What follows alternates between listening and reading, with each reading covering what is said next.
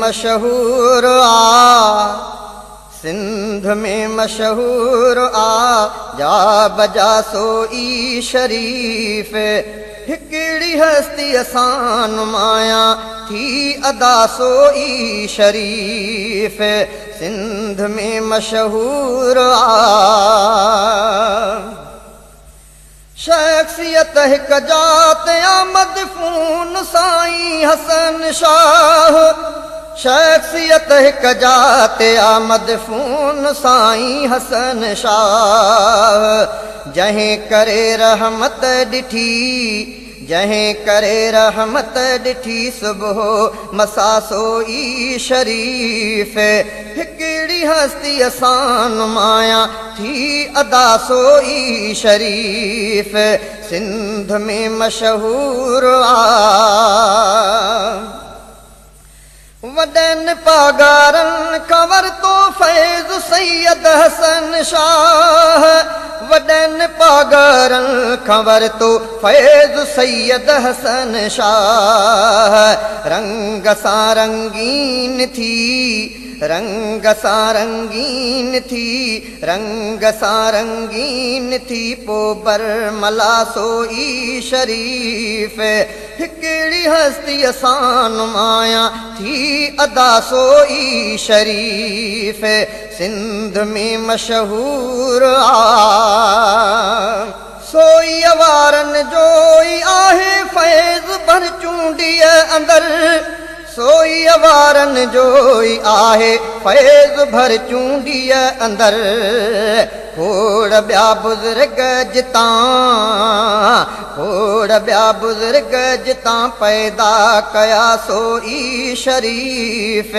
हिकिड़ी हस्ती असान माया थी अदा सोई शरीफ सिंध में मशहूर प्यार उल्फत अमुन के ऐं बधी इतिहाद जो प्यार उल्फत अमुन के ऐं बधी इतिहाद जो सबक सभिनी खे ॾिनो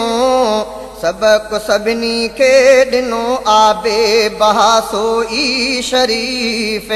हिकिड़ी हस्ती असान माया थी अदा सोई शरीफ सिंध में मशहूर जा बजा सोई शरीफ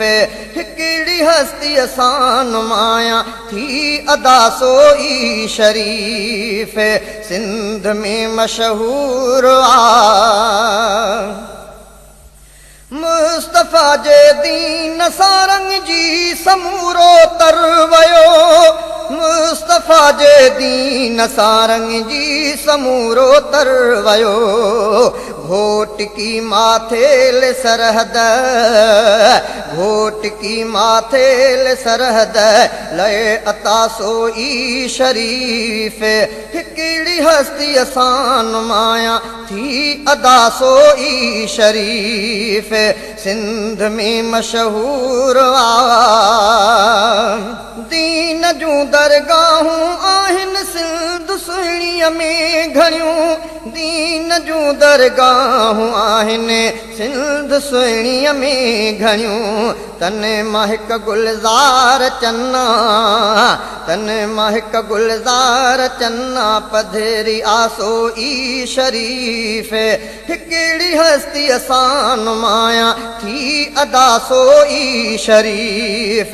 सिंध में मशहूर आहे जा बजा सोई शरीफ